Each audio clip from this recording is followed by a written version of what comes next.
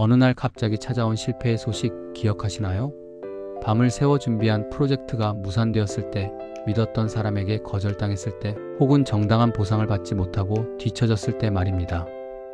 가슴이 뻥 뚫린 듯한 공허함과 나만 낙오자가 된 것 같은 외로움이 당신을 짓누릅니다. 우리는 이때 세상이 무너졌다고 생각하며 자책의 늪으로 빠져듭니다. 하지만 제가 오늘 여러분께 묻고 싶은 것은 이것입니다. 그 실패는 정말 객관적인 사실입니까? 아니면 누군가에 의해 설계된 해석입니까? 여기서 우리가 주목해야 할 것이 바로 프레이밍의 기술입니다.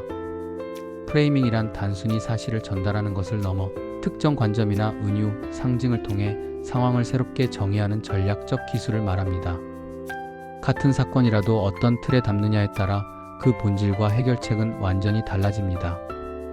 데보라 스톤은 정책이나 사회적 의사결정이 객관적인 합리성이 아니라 이러한 프레임을 어떻게 구성하고 경쟁하느냐에 달린 정치의 예술이라고 강조합니다. 우리는 합리적인 세상에 살고 있다고 믿습니다. 노력하면 보상받고 잘못하면 벌을 받는 명확한 인과관계의 세계 말이죠. 하지만 현실은 냉혹합니다. 사회과학자 데보라 스톤은 주장합니다.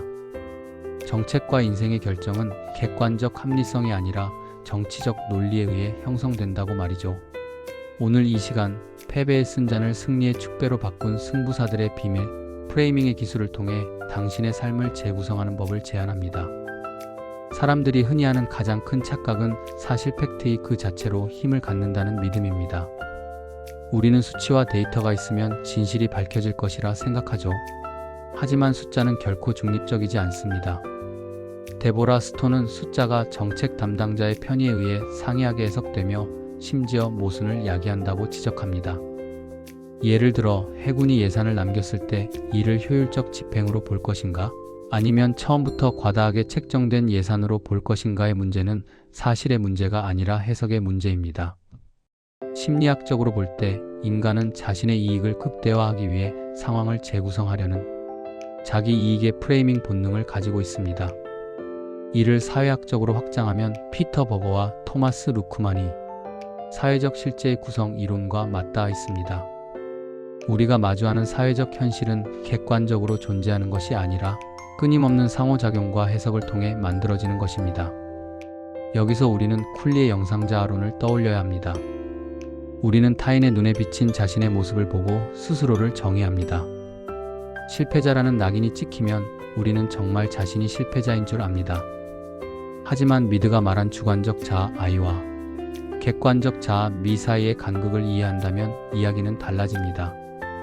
사회가 요구하는 미의 프레임에 갇히지 않고 능동적으로 상황을 규정하는 I의 힘을 발휘해야 합니다. 실제로 정책의 현장에서 목표나 문제는 외부에서 주어지는 것이 아니라 정책 과정에서 끊임없이 해석되고 재구성되는 개념에 불과합니다. 공평성, 효율성, 자유라는 고귀한 가치조차 누가 어떤 잣대를 들이대느냐에 따라 그 의미가 완전히 뒤바뀌곤 합니다. 대중교통 이용 권장 정책이 50년대에는 교통 혼잡 해소였다가 60년대에는 오염 방지, 70년대에는 에너지 절약으로 둔갑하는 것처럼 말이죠. 이것은 기만일까요? 아니면 생존을 위한 전략일까요? 우리는 종종 상징인 심벌주와 은유인 메타포즈의 덫에 걸립니다.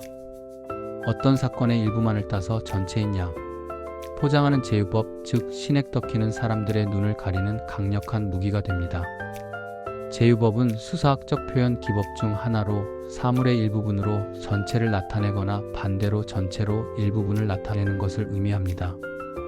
예를 들어 정책의 실패를 의지의 표명으로 둔갑시키는 것은 단순한 말장난이 아니라 권력의 재구성을 시도하는 고도의 정치적 행위입니다. 우리는 이 모호함 속에서 각자의 이해관계에 따라 현상을 파악하고 있습니다. 당신이 지금 느끼는 소외감과 패배감 역시 어쩌면 누군가 당신에게 씌워놓은 실패의 은유일지도 모릅니다. 프레이밍의 기술을 가장 완벽하게 구사한 역사적 인물을 꼽으라면 단연 마키아벨리일 것입니다. 그는 군주론에서 결과가 수단을 정당화한다는 파격적인 주장을 펼쳤습니다. 이는 도덕적 타락을 권장하는 것이 아니라 지도자가 마주하는 현실이 객관적 엄정성을 지닌 과학이 아니라 복잡한 현상에 접근하는 기술 아트임을 꿰뚫어 본 것입니다. 마키아벨리적 관점에서 볼 때 패배를 패배로 인정하는 것은 미덕이 아니라 무능입니다. 진정한 승부사는 패배의 조각들을 모아 승리를 위한 희생이라는 새로운 서사를 창조합니다. 니체는 또 어떻습니까? 그는 사실은 없다, 오직 해석만이 있을 뿐이다라고 일갈했습니다. 니체의 관점주의는 데보라 스톤이 주장한 정책의 모순과 일치합니다. 우리가 절대적이라고 믿는 가치들이 실제로는 권력 의지가 투영된 산물이라는 것이죠. 니체는 우리에게 초인인 위버맨슈가 되어 스스로의 가치를 창조하라고 주문합니다. 남들이 정해놓은 성공과 실패의 기준에 휘둘리지 말고 자신의 삶을 예술 작품처럼 직접 프레이밍하라는 것입니다. 데보라 스톤이 제시한 1987년 레이건 대통령의 사례는 이를 극명하게 보여줍니다. 고속도로 건설 법안에 대해 거부권을 행사했다가 의회에서 재통과되는 수모를 당했음에도 레이건은 이를 대통령의 강한 의지를 천명했다거나 예산 절감을 위한 적극적인 노력의 증거라고 선언하며 실패를 성공으로 전환시켰습니다. 이것이 바로 서술적 이야기라는 내러티브 스토리즈의 힘입니다. 사실은 변하지 않았지만 그 사실을 감싸는 이야기를 바꿈으로써 정치적 승리를 쟁취한 것이지요. 동양 철학의 장자 역시 이러한 유연한 사고를 강조했습니다. 재물론에서 그는 만물의 경계가 본래 없음을 말합니다. 큰 것과 작은 것, 옳은 것과 그른 것의 구분은 인간의 편견에서 비롯된 것입니다.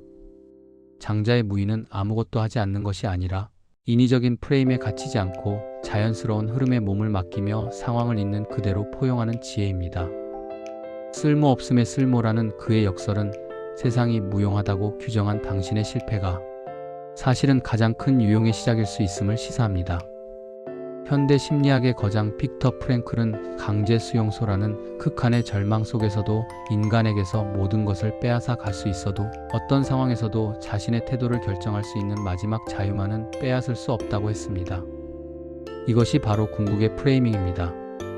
외부 환경이 나를 파괴하려 할 때 그 환경에 부여하는 의미를 내가 결정하는 순간 우리는 비로소 환경으로부터 자유로워집니다. 스톤은 정책 문제의 해결이 단순히 문제를 푸는 수단이 아니라 하나의 의식적인 행위라고 말합니다.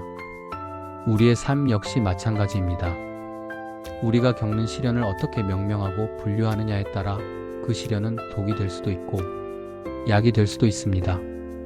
원자력 발전소 사고를 파트타임 근로자의 업무로 보느냐, 생존을 위한 사투로 보느냐에 따라 대중의 반응이 달라지듯 당신의 고난을 성장을 위한 열병으로 재정의하십시오. 그것이 바로 삶을 주도하는 철학적 태도입니다. 그렇다면 우리는 어떻게 이 해석의 전쟁터에서 자신을 지키고 자유를 얻을 수 있을까요? 가장 먼저 필요한 것은 깨어있는 거리두기입니다. 스토아 학파의 마르쿠스 아우렐리우스는 우리를 괴롭히는 것은 사건 자체가 아니라 그 사건에 대한 우리의 판단이다라고 했습니다. 세상이 당신에게 퍼붓는 비난이나 스스로 느끼는 자책의 목소리를 한 걸음 뒤에서 관조하십시오. 그것은 객관적 사실이 아니라 누군가의 정치적 논리에 의한 프레임일 뿐입니다. 구체적인 방법론으로 전략적 모호성을 활용해 보십시오. 데보라 스톤은 정책 담당자들이 자신의 이해를 관철하기 위해 모호함을 전략적으로 사용한다고 말합니다. 당신의 약점을 굳이 명확하게 규정할 필요는 없습니다. 때로는 상황을 유연하게 남겨두는 것이 더 큰 협상력을 제공합니다.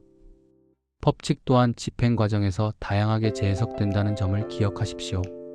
정해진 규칙에 얽매이기보다 그 규칙이 적용되는 상황을 당신에게 유리하게 재구성하는 지혜가 필요합니다. 또한 권리의 개념을 재정의하십시오. 권리는 단순히 법 앞에 평등한 것이 아니라 자신의 이익을 극대화하기 위해 그 의미를 재구성하여 사용하는 정책 수단입니다. 누군가 당신의 권리를 침해한다면 그것을 단순한 피해로 보지 말고 당신의 가치를 증명할 협상의 카드로 바꾸십시오. 권력 역시 고정된 것이 아니라 영향력을 행사하는 정치적 재구성의 결과입니다. 당신이 상황을 어떻게 정의하느냐에 따라 당신의 권력은 다시 살아날 수 있습니다. 여기서 생성형 AI를 활용한 실천적 팁을 제안합니다. 우리가 부정적인 생각에 매몰될 때 AI는 객관적인 프레임 전환기 역할을 할 수 있습니다. 다음과 같은 프롬프트를 활용해 보십시오. 내가 현재 겪고 있는 상황은 상황 설명이야. 나는 지금 감정을 느끼고 있어. 데보라 스톤의 정책 모순과 정치 논리에 나오는 서술적 이야기와 은유 기법을 활용해서 이 상황을 나의 장기적인 성취와 의지 표명으로 재구성할 수 있는 5가지 다른 관점의 이야기를 작성해줘. 특히 패배를 성공의 증거로 둔갑시킨 레이건의 사례를 참고해줘. AI가 제시하는 다양한 해석을 읽다 보면 당신을 옥죄던 프레임이 얼마나 허술한 것인지 깨닫게 될 것입니다. 이것은 단순한 정신 승리가 아닙니다. 사회과학적으로 입증된 해석의 정치학을 당신의 삶에 적용하는 지적인 훈련입니다. 사회적 논란이 되는 이슈, 예를 들어 저출산 정책이나 에너지 전환 정책을 볼 때도 마찬가지입니다. 정책 목표와 실질적인 집행 사이의 괴리는 당연한 것입니다. 그것은 정책의 무능이 아니라 다양한 이해관계가 충돌하며 만들어내는 필연적인 모순입니다. 이러한 모순을 이해할 때 우리는 분노 대신 냉철한 균형 감각을 가질 수 있습니다. 숲과 나무를 동시에 보는 통합적 사고는 바로 이러한 모순의 필연성을 인정하는 데서 시작됩니다. 우리는 지금까지 데보라 스톤의 눈을 통해 세상이 감추고 있던 정치적 논리의 비밀을 엿보았습니다. 이제 아시겠습니까? 당신이 그토록 아파했던 실패는 사실 존재하지 않았을지도 모릅니다. 단지 당신을 설득하려던 누군가의 논리가 잠시 당신을 압도했을 뿐입니다. 합리성의 신화에서 벗어나십시오. 인생은 깔끔하게 풀리는 수학 문제가 아니라 끊임없이 의미를 부여하고 재구성해 나가는 위대한 예술의 과정입니다. 실패의 조각들을 모아 당신만의 아름다운 모자이크를 만드십시오. 당신이 스스로의 삶에 부여한 은유가 곧 당신의 운명이 됩니다. 오늘 밤 거울 속의 자신에게 물어보십시오. 오늘의 시련을 나는 어떤 아름다운 이야기로 명명할 것인가? 당신은 더 이상 프레임의 희생자가 아닙니다. 당신은 당신 삶이라는 위대한 서사의 유일한 작가입니다. 고통의 프레임을 깨고 나온 당신에게 비로소 진정한 자유의 바람이 불어오길 바랍니다.